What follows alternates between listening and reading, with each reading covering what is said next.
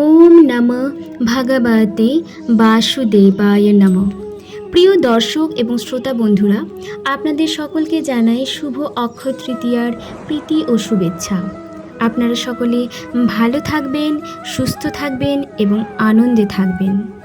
আজ আমি আপনাদের কাছে এমন একটি বিষয় নিয়ে আলোচনা করতে চলেছি যা আপনাদের জীবনকে সঠিক পথ দেখাবে।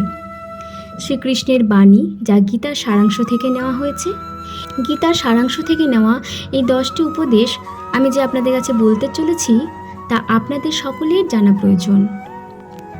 তাই ভিডিওটি শুরু করার আগে আপনাদের কাছে আমার একটাই অনুরোধ, ভিডিওটি মনোযোগ সহকারে শুনবেন এবং ভালো লাগলে বন্ধুদের মধ্যে শেয়ার করবেন এবং চ্যানেলটি সাবস্ক্রাইব করে আমার পাশে থাকবেন। ভাগবত গীতা একটি পবিত্র হিন্দু ধর্মগ্রন্থ। যদিও এতে যে উপদেশ আছে তা ধর্ম কর্ম নির্বিশেষে সবার জন্য সমান। গীতার মধ্যে দার্শনিক ও ব্যবহারিক শিক্ষার সম্পদ রয়েছে। ভাগবত গীতা থেকে যে 10টি অমূল্য শিক্ষা পাওয়া যায় তা হলো: 1. আমরা যে কর্মই করি না কেন তার ফল আমাদেরকেই ভোগ করতে হয়, তাই কর্ম করার আগে বিচার করা উচিত। 2.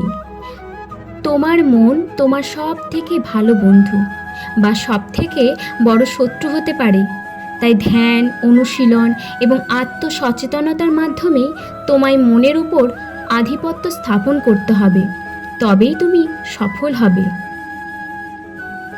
3. রাগ মানুষের সমস্ত দুর্বলতাগুলির মধ্যে একটি, যা তাকে সর্বদা তার ভালো সত্তা থেকে দূরে নিয়ে যায় এবং জীবনের গুরুত্বপূর্ণ দিকগুলি সম্পর্কে তাকে আরও বিভ্রান্ত করে তোলে। ফলে সে সঠিক এবং ভুলের মধ্যে পার্থক্য করতে অক্ষম হয়ে পড়ে। রাগান্বিত হয়ে সে নিজের ক্ষতি করে এবং জীবনের লক্ষ্য থেকে বিচ্যুত হয়ে যায়। 4. কাম, ক্রোধ এবং লোভ হলো একজনের পতন এবং আত্মধ্বংসের প্রবেশদ্বার। মানুষের জীবনের কার্যত প্রতিটি সমস্যার মূল কারণ এই 3টি। 5.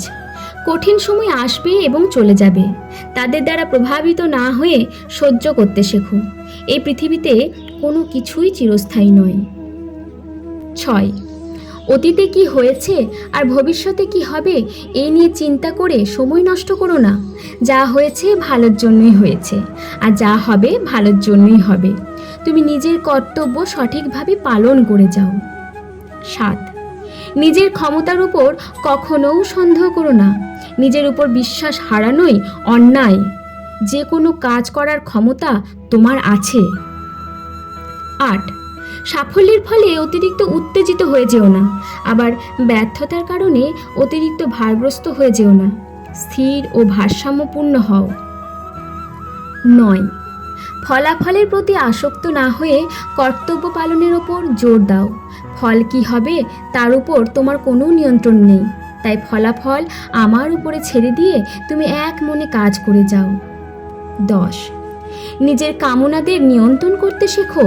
কামনার কোনো শেষ হয় না। একটি কামনা পূর্ণ হলে আরেকটি সৃষ্টি হয়। তুমি যদি কেবলই মনে করো ওই শখটি পূর্ণ হলে আমি সুখী হব, তাহলে তুমি কখনোই সুখী হতে পারবে না। ধন্যবাদ সকলকে এতক্ষণ ধরে মনোযোগ সহকারে শ্রীকৃষ্ণের এই 10টি উপদেশ আপনারা শুনেছেন, তার জন্য আমি আবার আপনাদের কাছে কৃতজ্ঞ। আপনারা ভালো থাকবেন, সুস্থ থাকবেন, আনন্দে থাকবেন। এরকম আরও অনেক ভিডিও পেতে চ্যানেলটি সাবস্ক্রাইব করে আমাদের পাশে থাকবেন। ধন্যবাদ। আর ভালোবেসে একবার বলে উঠুন, রাধে রাধে।